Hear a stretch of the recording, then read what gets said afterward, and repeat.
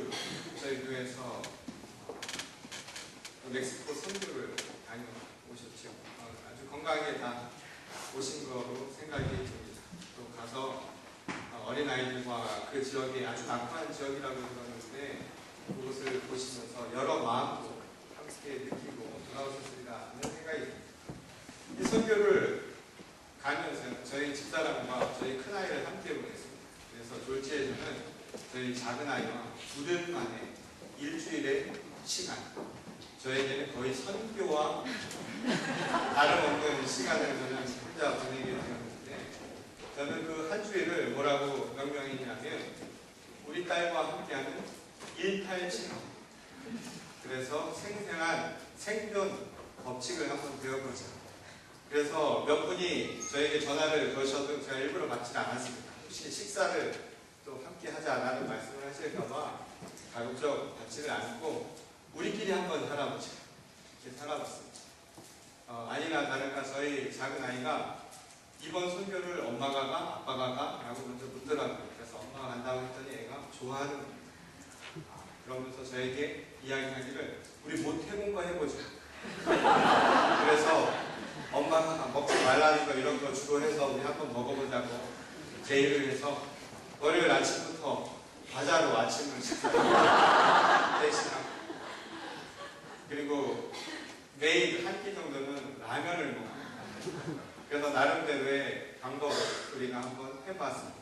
그랬더니 아이가 어디서 들은 건 있어서 저에게 이런 얘기를 하더라고요. 어쩌면 아빠랑 나랑 방부제가 될지도 몰라.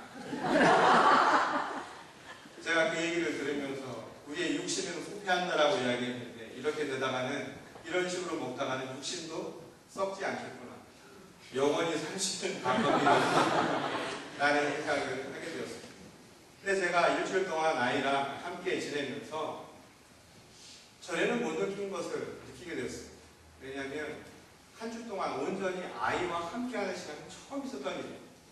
그리고 제가 아이에게 어떤 의미에서 집중할 수 있는 유일한 시간이었죠. 아이와 함께하면서 전에는 모르던 것들을 알게 되었습니다.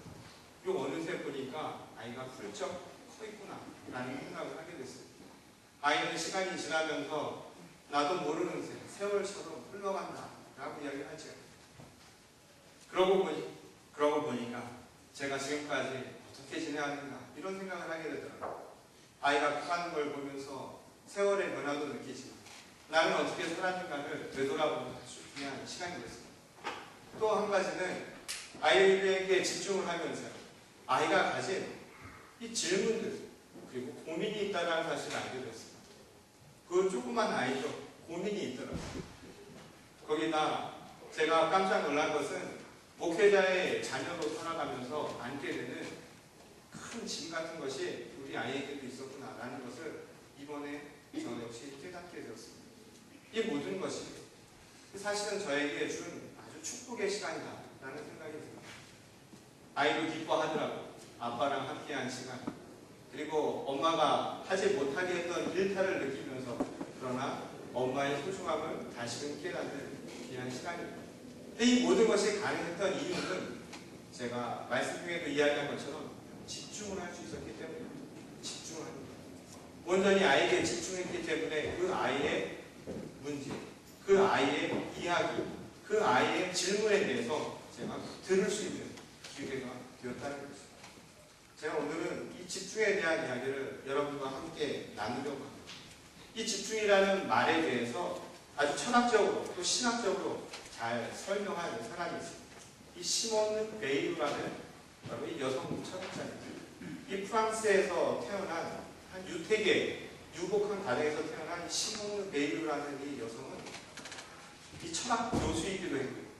또 자신의 삶을 노동자들과 함께 살아가는 이 노동운동가이기도 했습니다. 그리고 나중에는 자신의 삶을 다해서 하나님과의 관계, 영성에 대한 관련된 이 글들을 세상 사람들에게 많이 알리게 하는 역할을 했던 이 사람입니다. 이 시몬느 베일이라는 이 여인이 살아가면서 이 한 가지 겪게 된 질문이 있었습니다. 그것은 뭐였냐면 이 어려서부터 이 만성 두통을 안고 살았습니다. 저도 그런데 이 죽을 때까지 이 만성 두통 때문에 아주 고통 속에 살았습니다.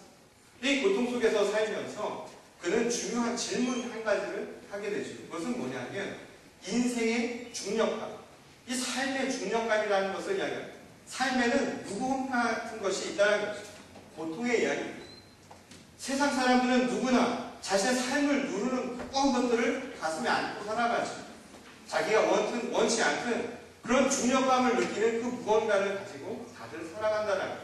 근데 그 안에서 자신을 살게 만드는, 자신을 기쁘게 만드는, 감사하게 만드는 그 무언가 힘이 있다는 사실을 그는 깨닫게 되죠. 그게 뭐였냐면 바로 하나님의 은총이었다는 거예요. 그래서 내 삶 가운데 하나님의 은총이 있다는 사실을 그는 주의하게 되고 주목하게 되죠. 그리고 그것을 자신의 언어로 표현해. 그 언어가 뭐냐? 바로 집중, attention이라는 단어입니다. 이 집중이라는 말은 자신을 온전히 비움으로 자신의 마음을 어떤 한 대상에 완전히 쏟아 넣는 것, 이것이 바로 집중이라는 말의 의미입니다. 공부도 그렇죠. 공부라고 하는 것이 결국 집중력의 차이 아닙니까? 공부 못하는 친구들의 특징이 뭔가요? 많아요. 뭔가 많은 게 돌아갑니다. 머릿속에서 다각적으로 돌아갑니다. 그렇게 될 경우에는 한 곳에 온전히 집중하지 못하는 상황이 벌어지지 않습니다. 그래서 이 시몬 베이오가 이야기하는 삶에 대한 이야기도 마찬가지라는 거예요. 이 삶이라고 하는 대상도 내가 집중함으로써 그 삶의 모습을 온전히 깨달을 수 있다라고 생각을 했던 것입니다. 하나님과의 관계를 바로 그는 그렇게 표현했던 겁니다. 내가 내 삶에 중력감이 있을지라도 내 삶의 무게를 잠깐 내려놓고 그것을 비우고 온전히 하나님께 집중할 때 비로소 하나님으로부터 오는 은총이 무엇인가를 내 삶에서 깨우칠 수 있다. 그는 그렇게 이야기를 했던 겁니다. 자신을 온전히 비우는 것 쉽지 않죠. 그러나 집중이라고 하는 것은 나의 생각, 나의 의도, 온갖 잡념들을 다 버릴 때 비로소 보이지 않던 것들이 나에게 나타나게 된다는 겁니다. 학문도 마찬가지고 신앙도 마찬가지라고 그는 이야기했습니다. 신앙은 결국 내가 내 자신을 비우고 하나님께 온전히 집중하는 그 훈련, 바로 그것이 신앙의 모습이라고 이야기합니다. 바로 집중이라는 것이죠. 그런데 이 신앙의 모습, 집중이라고 하는 것은 이 여인의, 이 시몬 베이유의 말에 의하면 사람을 불행하게도 만들고 행복하게도 만든다라고 이야기합니다. 꼭 행복한 사람과 불행한 사람의 차이는 바로 이 집중력의 차이에 있다라고 이야기를 했던 것이죠. 불행한 사람은 집중하지 못하는 사람이라고 그는 왔던 겁니다. 자기 삶에 집중하지 못하는 것, 불행한 것입니다. 한 사람에게 사랑하지 못하는 것, 그 사람에게 온전한 사랑을 주지 못하는 것, 그것도 불행한 것이다 라고 이야기를 했습니다. 내 삶의 온갖 것들의 고민과 우울과 좌절과 낭만 속에서 살아가는 것, 그것이야말로 불행한 사람이 아니고 무엇이 있겠느냐라고 이야기했던 것입니다. 사람이 편한 것도 마찬가지입니다. 하나님을 바라보는 그 집중하는 모습이 나의 신앙이라면 세상을 살아가면서 누군가에게 집중하는 그 사랑도 우리에게 필요한 것이라고 그는 이야기했던 거죠. 사랑은 집중해야 얻을 수 있는 겁니다. 우리 교회 자매들이 많은데 여러분에게 집중하는 남자를 만나십시오. 산만한 사람을 만나서는 사랑받기 어렵습니다. 집착하는 사람 말고 집중하는 사람을 만나요. 집중과 집착의 차이는 다른 것이 아닙니다. 하나님이라고 하는 곧 하나님을 통해서 모두가 균형 있는 삶을 살아갈 수 있는 모습이요. 그게 바로 집중하는 자와 집착하는 사람의 차이입니다. 이 집중이라고 하는 것이 곧 그렇기 때문에 우리를 생명력 있게 또한 사랑뿐만 아니라 우리가 세상을 살아가는 행복이라고 하는 것을 가져다주는 중요한 원천임을 그는 그렇게 이야기했던 겁니다. 오늘 제가 이 시몬 베이유의 이야기처럼 이 집중이라는 단어를 가지고 오늘 우리의 본문 말씀을 함께 나누어보려고 합니다. 오늘 우리가 읽은 본문 말씀, 신약의 말씀은 너무나 잘 알려진 이야기죠. 믿지 않는 자들도 들어본 이야기 가운데 하나입니다. 이 선한 사마리아인의 비유 이야기입니다. 이 이야기를 통해서 저는 집중이라는 단어를 가지고 과연 누가 진정 행복한 사람이었는가, 그리고 누가 불행한 자였는가를 함께 여러분과 나눠보려고 합니다. 오늘 본문 말씀은 이 율법학자의 질문으로부터 이야기가 시작되고 있음을 보게 됩니다. 그 질문은 무엇이었습니까? 예수께 나아가서 율법학자가 묻는 질문은 바로 이것이었죠. 내가 영생을 얻기 위해서는 무엇을 해야 하니?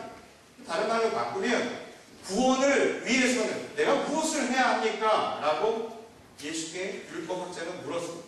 그러자 예수께서 그에게 되묻죠. 어떻게 해야 되는가? 그러자 율법학자가 그가 배운 대로 바로 하나님의 말씀인 율법의 핵심의 두 내용을 이야기합니다. 곧 율법의 두 가지 원천을 이야기하는 거죠. 기본적인 이야기입니다. 그 첫 번째는 무엇이었습니까? 내 마음과 목숨과 힘을 다해서 여호와 하나님을 사랑하라는 이야기였습니다. 이 말씀은 신명기 6장 5절에 나온 말씀이죠. 율법의 가장 중심된 하나님과 나와의 관계를 설명하는 것입니다. 율법학자라면 누구라도 이야기할 수 있는 바로 그 첫 번째 내용을 그는 이야기했습니다. 그리고 나아가서 또 무엇입니까? 내 몸처럼 내 이웃을 사랑하라 라는 레위기 19장의 말씀을 이야기하죠. 곧 이 이야기는 하나님과 그리고 우리가 살아가는 이웃 간의 관계, 하나님을 향한 신앙과 그리고 사람과 사람 간의 사랑이라고 하는 것, 섬김이라고 하는 것이 모든 율법의 근간이 되고 그것이 곧 구원을 얻기 위해서 우리가 행해야 할 가장 중요한 것임을 그는 이야기하고 있다는 겁니다. 그리고 이것은 율법학자뿐만 아니라 당시 하나님의 백성이라면 다들 알고 있는 가장 기본적인 내용임을 우리가 알 수 있게 된다는 겁니다. 근데 바로 이 율법의 두 개의 축이 되는 것, 곧 위로는 하나님과의 관계, 그리고 수평으로는 서로 사랑하라는 이 이야기는 바로 오늘 구약의 본문 말씀에서도 그 의미를 찾아볼 수 있게 됩니다. 오늘 우리가 읽은 아모스의 내용은 예언자 아모스를 통해서 당시 북이스라엘 왕국에 전하는 하나님의 지엄하신 선포의 말씀이죠. 당시 북이스라엘 왕국은 번영하던 국가였습니다. 근데 그 번영하는 국가에서 잃어버리고 있었던 것이 있었죠. 그것은 무엇이었냐면 바로 하나님을 향한 마음을 잃고 있었다 이야기입니다. 그들은 하나님께 집중하지 않았습니다. 그래서 산마다 우상 숭배를 위한 산당들을 지었죠. 곳곳마다 우상 숭배가 넘쳐나고 있었다 이야기입니다. 하나님을 향한 수직 간의 관계가 완전히 무너져버린, 집중하지 않은 그런 상황이었다. 번영했지만 결국 그들에게 궁극적인 삶의 진리와 가치라고 하는 것은 잊혀져버린 상황이었다. 오늘날 우리의 현실도 한번 볼까요? 우리 지금 살아가는 이 현실이요. 얼마나 먹고 살기가 좋은 시대입니다. 근데 이 시대에 우리들에게 삶의 중압감처럼 눈을 누르고 있는 것들을 한번 되돌아보십시오. 그게 무엇 때문에 시작하고 있는가? 삶의 근원이 무엇인가? 삶의 목적이 무엇인가? 삶의 가치가 무엇인가에 대해서요. 대답할 사람이 없습니다. 왜 사는가 물어보면 궁극적으로 이야기할 마땅한 대답이 없습니다. 결국에 오늘 이 시대를 우리를 움직이는 삶의 가치가 뭡니까? 잘 먹고 잘 사는 것, 누군가를 경쟁에서 이겨내는 것, 내가 배불리 먹는 것, 그 이상의 의미들을 찾을 수가 있습니다. 번영한 사회에서 나타나는 현상이죠. 바로 삶의 궁극적인 진리를 잃어버린, 그래서 인간과 인간이 서로를 경쟁하며 이기고 싸우면서 결국 쟁취하려는 투쟁밖에는 남지 않는 그런 현실을 우리가 보게 될 수 있다는 것입니다. 아모스가 살았던 바로 이스라엘 그 왕국의 상황이 딱 그랬던 것입니다. 그래서 하나님께서 그를 통해서 던지신 말씀입니다. 정신 차리라 이야기입니다. 그리고 하나님과의 관계가 무너진 그런 세상은 수평적인 관계도 온전하지 않습니다. 당시 얼마나 부정과 부패 그리고 잘못된 부조리가 만연했는지 모릅니다. 가진 자들이 갖지 못한 자들을 얼마나 억누르고요. 그리고 핍박했는지 모릅니다. 사회는 마치 모두가 잘 사는 것처럼 번영한 것처럼 경제적으로 융성했을지 모르지만 빈부간의 격차는 심해지고요. 그 가운데서 고통받는 사람들의 수는 점차 늘어나고 있었다는 겁니다. 오늘 현실도 그렇지 않나요? 우리도 모르는데 우리들의 삶의 격차가 이렇게 벌어지는 건 아닙니까? 하나님과의 관계, 그리고 우리 이웃 간의 관계가 무너져 있는 그 당시 상황을 바라보며 하나님은 아모스를 통해서 경고하고 계셨다는 것입니다. 그리고 오늘 본문 말씀처럼 환상을 보여주죠. 그 환상은 다림줄이라는 것입니다. 이 다림줄이라고 하는 것은 이 고대 사회 건축을 위해서 필요한 도구 가운데 하나입니다. 오늘날에야 이 균형을 잡는 여러 가지 도구들이 있었지만 당시에는 그럴 만한 도구들이 많지 않았죠. 다림줄은 바로 건물을 세우는 데 있어서 필요한 균형을 잡는 일종의 자와 같은 기준의 역할을 하는 도구였어요. 그 다림줄을 내려놓아서요. 수평과 수직이 제대로 맞춰져야 됩니다. 쉽게 얘기하자면 직각이 제대로 되어 있는가라고 하는 것을 보는 것입니다. 그것이 제대로 되어 있지 않으면 건축물에 돌을 쌓아 올라갔을 때 어떤 결과가 나옵니까? 기울겠지요. 기울면 문제가 발생할 때 무너지기 십상 아니니 결국 무너져 버린다는 겁니다. 다림줄의 환상은 바로 그걸 보여주신 것이죠. 건축물을 지을 때 균형을 잡고 위아래 서로 간의 관계를 명확하게 행하듯이 바로 하나님의 말씀이 우리 삶의 그와 똑같은 기준이 되어야 한다는 겁니다. 그 기준은 무엇입니까? 수직이지요. 하나님과 우리의 관계가 바로 서야 된다 이야기입니다. 삶의 가치, 삶의 목적이 분명해야 한다는 겁니다. 그리고 그것을 통해서 수평적인 관계, 무엇입니까? 이웃과 이웃이 서로를 헐뜯고 서로를 비방하고 서로를 엎어서 자기의 것을 쟁취하려는 싸움의 현장이 아니라 서로를 섬기며 사랑하고 나눌 수 있는 그런 겸해가 넘쳐나는 그런 공간이 되어야 한다는 것이 바로 하나님의 말씀이었던 거죠. 오늘 다림줄의 환상은 바로 그것을 보여주고 있는 이야기입니다. 그것은 우리에게 또 다른 형상을 통해서 나타나죠. 예수님이 이 땅 가운데 오셔서 지고 가셨던 그 마지막 십자가의 모습이 그렇습니다. 여러분 십자가의 모습을 한번 보십시오. 저 십자가가 우리에게 무엇을 상징합니까? 십자가는 목에만 걸라고 있는 게 아닙니다. 저 십자가의 의미는 무엇입니까? 바로 위로는 하나님과의 관계를 가로세우고 수평으로는 서로를 사랑하는 것. 이 두 개가 함께 가는 것이죠. 율법은 이 두 개가 다림줄의 현상, 수평과 수직은 함께 가기 마련이라는 겁니다. 하나님을 사랑하지 않냐고 서로를 사랑할 수 있는 힘이 없습니다. 이웃을 사랑하지 않는 사람이 어떻게 하나님을 사랑한다고 이야기할 수 있겠습니까? 바로 이것이 구원을 위한, 영생을 위한 가장 중요한 우리가 지켜야 할 하나님의 말씀임은 두말할 나위도 없었던 것입니다. 그렇게 율법학자 예수님께 대답합니다. 그래서 예수님이 그에 대해서 뭐라고 대답합니까? 아, 그렇게 해라. 그래, 맞다. 그렇게 행하라. 그러면 네가 살리라. 라고 이야기합니다. 그러자 이 말을 들은 율법학자가 뭐라고 대답을 했습니까? 그러면 내 이웃이 누구입니까? 하여튼 배운 사람들 말이 많아요. 아, 그렇게 하라고 하면 예 하면 될걸, 순종하면 될걸. 거기에 또 물어. 뭐라고 묻습니까? 내 이웃이 누구냐? 이 말의 이유가 뭡니까? 지금 내 이웃이 누구냐라고 하는 이 말의 의도는 뭘까요? 이 말은 이미 사람을 정해놓은 거죠.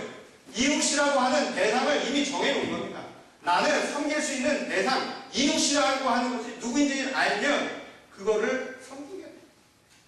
결국 대상을 정해놓고 그 대상 바깥에 있는 이방인이나 죄인들이나 타인들은 나는 이웃이 되지 않기 때문에 섬기지 않겠다라는 그의 뜻이 그 안에 이미 담겨져 있는 것입니다. 섬겨야 할 대상. 이웃을 이미 정한 그의 질문은 이미 그의 의도가 무엇인가를 우리에게 분명하게 갖춰주고 있다는 거예요. 그러자 예수께서요, 그 말을 듣고 그 유명한 비유를 오늘 행하신 겁니다. 이 말 때문에 오늘 비유를 행하신 거죠. 선한 사마리아인의 비유가 이 질문에 대한 대답입니다. 그 이야기는 무엇입니까? 여리고로 가는 이 길가에서 강도를 만난 한 사람이 쓰러져 있죠. 그 쓰러진 사람을 보면서 두 사람이 지나갑니다. 첫 번째 사람 레위인과 제사장이 그 앞을 지나가죠. 근데 그들의 모습은 뭐였냐? 보고도 지나쳤다 라고 이야기합니다. 본체 만취했다. 오늘 베이유의 말대로 그 말의 뜻은 무엇입니까? 집중하지 않았다 이야기입니다. 산만해서요, 보고 그냥 지나치고. 이들은 무엇입니까? 불행한 사람인 거죠. 집중하지 않은 사람, 불행한 사람이라는 거예요. 반면에 선한 사마리아인, 이 사마리아인은 이방인으로 사람들에게 손가락질 받던 사람이었지만 그는 오늘 33절 본문 말씀에 의하면 보고 그를 치근히 여겼다 라고 이야기합니다. 보고 치근히 여겼다. 그는 그냥 지나친 게 아니라 집중했다 이야기입니다.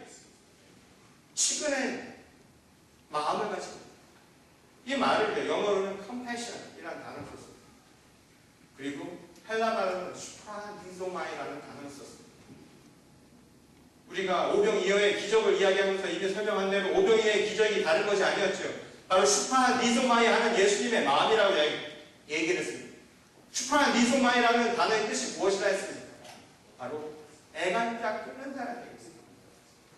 애간짝 끓는 거예요. 자식이 넘어지면 넘어진 자식을 보면서 부모가 마치 내가 넘어진 것처럼 아픈 마음이요. 그게 슈프라디소마이입니다. 예수님이 이 땅 가운데 오셔서 우리에게 십자가의 고난을 당하시고자 했던 이유가 뭡니까? 우리의 고통, 삶의 중압감을 바라보시면서 자신의 마음과 같이 자신의 아픔처럼 느끼셨다 이야기입니다. 남의 아픔이 내 아픔처럼 느껴지게 된 거죠. 전 놀라운 경험을 했는데 이번 주에 저희 아이와 함께 계속해서 있다 보니까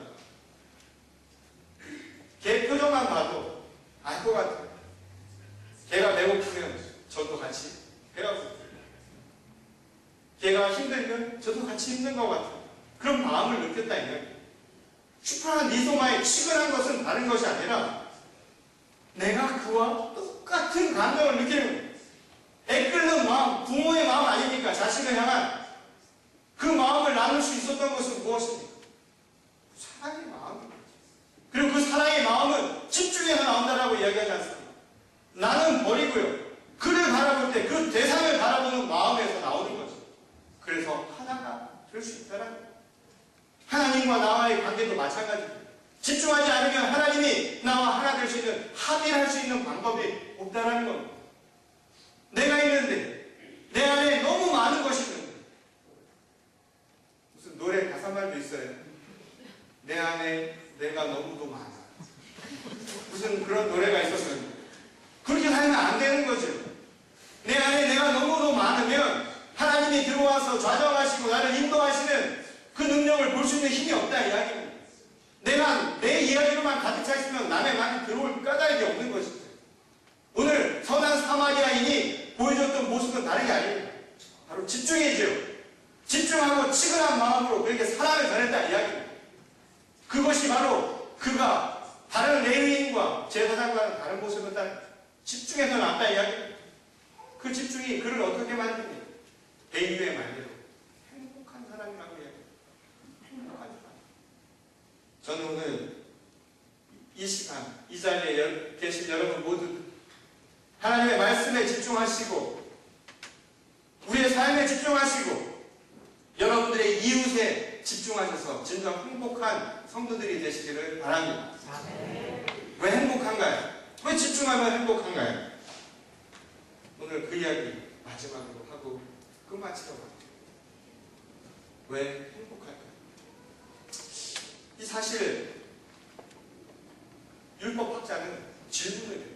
누가 내 이웃이 되어줄 건가를 이야기했지만 실상 예수님은 오늘 본문 말씀을 통해서 이야기하듯이 누가 강도 만난 사람의 이웃이 되어주었는가 이렇게 질문을 바꿔서 이야기합니다. 그 말은 무슨 뜻입니까? 율법학자는 나는 정해놓고 이 사람만 돕겠다라고 이야기하는데 예수님은 그게 아니라 이웃은 내가 돕는 모든 사람이 이웃이 될 수 있다라고 말을 바꾸시는 거죠. 집중을 하면 모든 사람들이 내 이웃이 될 수 있다는 게 예수님의 뜻입니다. 정해진 사람만 내 사랑이 아닙니다. 오늘 우리가 교회 신앙생활 하면서요, 우리 안에서만 기쁨이 넘쳐나는 거 아닙니다. 선교 가서 행하는 일들이 뭡니까? 저 바깥에서도 우리 이웃이 우리의 도움을 기다리고 있습니다. 그들이 이웃이어서가 아니라 내가 도움을 행할 때 비로소 그들이 우리의 이웃이 되는 겁니다. 그러니 예수님께서 우리에게 물으시죠. 집중하고 가라고. 지나오면서 꽃을 바라보시면서 오늘 그 꽃이 아름다웠다라고 얘기할 수 있는 이 까닭이 무엇입니까?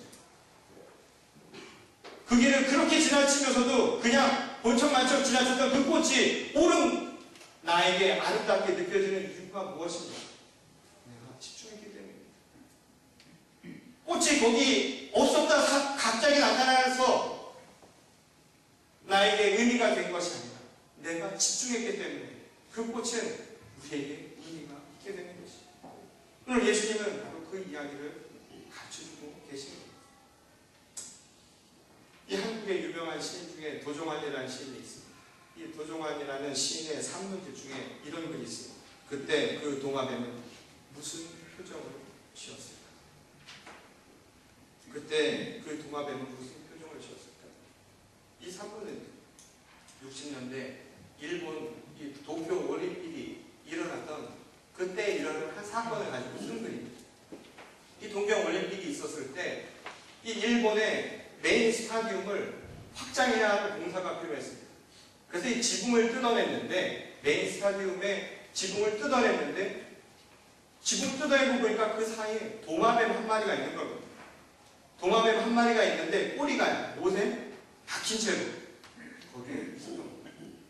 근데 그 도마뱀이 못에 박힌 채로 얼마나 있었는가? 그 공사를 3년 전에 했다. 그러니까 다시 말해서 3년 동안 꼬리에 못이 박힌 채 그곳에 있었던 거예요. 그런데 죽지 않고 살아있었어요. 사람들은 너무 놀랐죠. 어떻게 3년이라는 시간 동안 못이 박힌 채 저 도마뱀이 오도 가도 못한 채 살 수 있었을까? 그래서 공사를 중단하고 그 이유를 알아보기에 관찰했어요. 근데 놀라운 일이 벌어졌어요. 사람들이 숨어있지 않고 어느샌가 도마뱀 한 마리가 먹이를 들고 나타난 거예요. 그리고는 그 먹이를 못이 바뀌어 오도 가도 못하는 그 도마뱀의 입에 물려준 거예요. 지난 3년 동안 어느 도마뱀이요? 그 도마뱀을 위해서 먹이를 가져다 줬던 거예요. 그 도마뱀이 누구였을까? 오늘 그 시인의 질문처럼 그때 그 도마뱀은 무슨 표정을 짓고 있었을까? 알 길은 없죠. 한때 분명한 사실은 있습니다. 미물, 삶에 집중한 우리가 알지 못하는 또 다른 사랑이 그 집중을 통해서 나타날 때 3년 동안 못이 박힌 채로 삶의 무게가 그보다 강할 수 있겠습니까? 그 강한 압박 속에서도 생명을 살리는 힘이 거기서 나타나고 있다는 것입니다. 집중의 힘이요. 집중의 힘이 생명을 살리기도 한다는 행복이라고 하는 것. 우리를 살리는 것. 거기에 그 힘이 있는 것이죠. 또 다른 이야기를 하나 더 해드리려고 하는데요. 최근에 한국에 평범한 주부였는데 스타 강사로 이름을 알리게 된 한 여성이 있습니다. 사진을 한번 보시죠. 이 여인입니다. 이름은 김희아. 근데 제가 저 희아라고 하는 이름을 한자로 봤더니 이 희아라는 뜻이요. 예쁜 계집아이라는 뜻입니다. 예쁜 계집아이. 역설력이 있죠. 예쁜 계집아이. 근데 이 희아라는 저 여성이요. 태어난 날짜도 참 재밌습니다. 생일이 7월 7일입니다. 행운의 날짜죠. 근데 저 여인은 태어날 때부터 얼굴 기형을 안고 태어났습니다. 그래서 반쪽이 전체가 적색, 반점을 가지고 태어났습니다. 그리고 이 오른쪽 그 뺨 있는 데는 자신의 살을 떼어서 붙여 놓은 건데요. 암덩어리가 있어서 이 골 뼈를 다 떼어낸 상태입니다. 안면이 없는 여인이죠. 저 상태로 태어나서 희아라는 이름과 무색하게 태어나자마자 부모는 아이를 버렸습니다. 그래서 부모가 누군지도 모르고 보육원에서 어린 시절을 보냈어요. 그리고 자기가 자신의 얼굴을 알아보지도 못하는 그 순간부터 사람들의 놀림거리가 되었죠. 우리와 다르다라는 그 이유 하나. 많은 이들에게 손가락질을 당했으면 부르르 뻔한 상황입니다. 그리고 그것을 가리기 위해 항상 자신의 머리와 화장으로 가리고 다녔던 게 그의 모습이었다. 그런 그에게도 한 가지 희망이 있었습니다. 그게 뭔지 아십니까? 생명의 중력, 내 삶의 중력이 힘들고 어려운 외모, 오늘날처럼 이렇게 중요하게 여기는 이 시대에 남과 다른 기형적인 외모를 가지고 살고 부모의 사랑을 받아도 천찬을 그 나이에 부모에게 버림받은 그런 삶의 중압감을 가지고 가지고 살았던 이 여인이 어느 날 하나님의 은혜를 발견하게 됩니다. 주목한 거죠. 집중한 거죠. 내 외모도 버리고 나를 둘러싼 모든 환경도 버리고 오직 하나님께 집중했던 겁니다. 그리고 그가 얻은 것은 생명의 기쁨이라는 겁니다.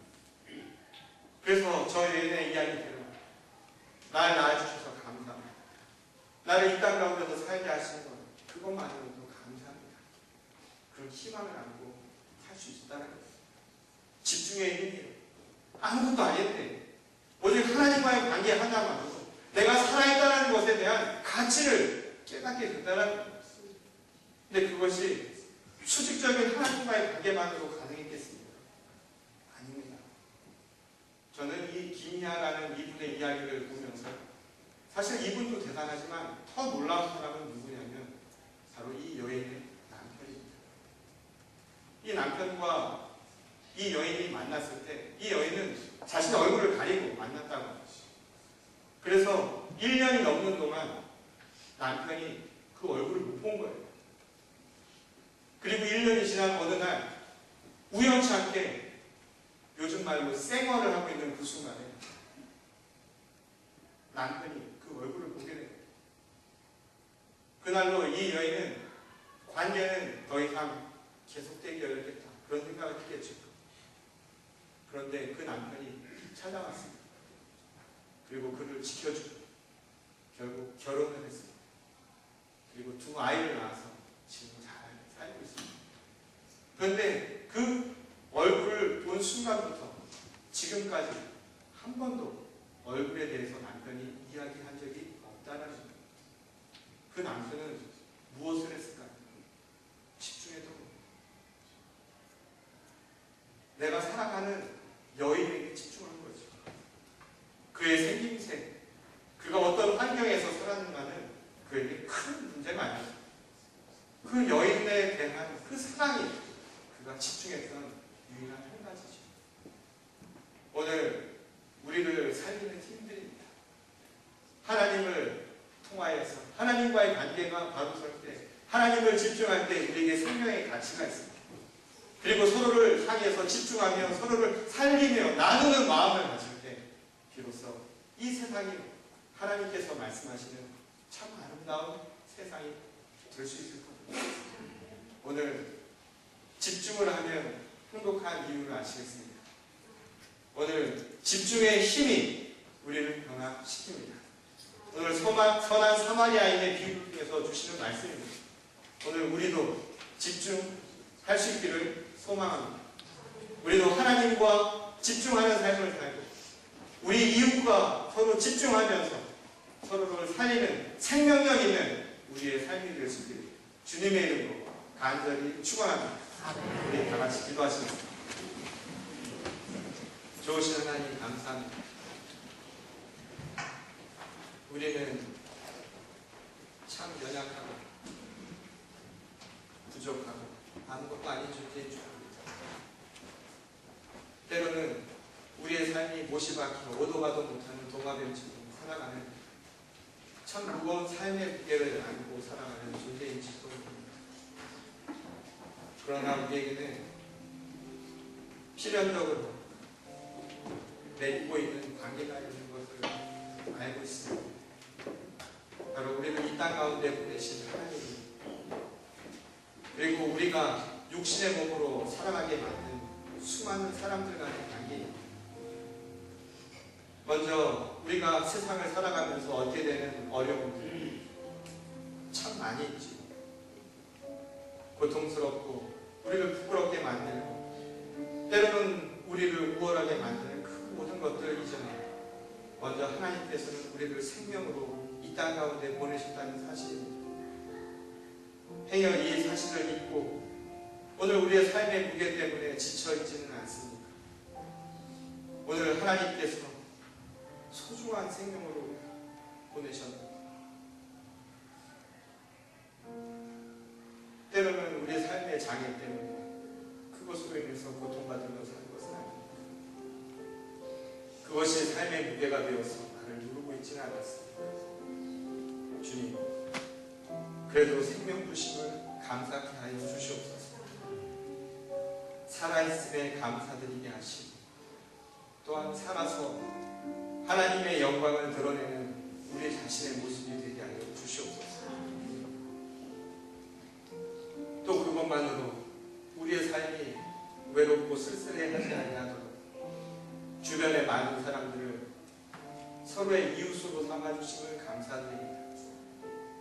내가 부족해도, 내가 모자라도, 내가 연약해도 함께 버티며 살게 하시는 것 감사합니다. 오늘 내 이웃이 어디 있느냐고 묻기 전에 지금 당장 내 옆에서 나를 돕고 있는 이, 그리고 저 옆에서 나의 손길을 기다리는 이에게 다가갈 수 있는 우리가 되게 하여 주시옵소서. 행복은 저 멀리 있는 것이 아니라 바로 집중하고 있는 우리들 사이에 있음을 깨닫게 하여 주시옵소서. 오늘 이 자리에도 하나님 고통과 고민과 번민으로 나와 있는 주님의 자녀들이 있는 줄 압니다. 하나님 그들의 삶을 하나님 축복하시고 하나님의 은혜를 발견할 수 있는 집중의 힘을 받게 하여 주시옵소서. 또한 서로를 먼저 사랑할 수 있고 나눌 수 있도록 도와주시옵소서. 지쳐있는 어깨들 그냥 지나치지 말게 하시고 보고 친근함으로 먼저 감싸할 수 있는 선한 사마리아인 것 같은 우리 모두가 되게 하여 주시옵소서.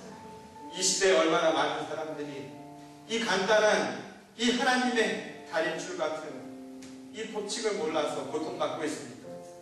하나님, 이 다림줄이 무너져 우리의 생명이 무너지는 일이 없도록 하시고 우리의 공동체가 무너지는 일이 없도록 하여 주시옵소서. 하나님, 오늘 집중하는 힘을 통하여 하나님을 찾고 서로를 사랑하여 주님의 귀한 공동체가 이 땅 가운데 하나둘씩 커나가게 하실 줄 믿사오며 오셔서 우리와 함께하여 주시옵소서. 오늘 어떤 한 영혼도 그냥 가지 말게 하시고 하나님이 부어주시는 그 크신 은혜와 서로를 향한 그 사랑의 마음을 안고 서로의 이웃이 되기 위해 세상 가운데 나갈 수 있도록 하나님께서 큰 복을 내려주실 줄 믿사오며 거룩하신 우리 주 예수 그리스도의 이름 받들어 간절히 기도드렸습니다. 아멘.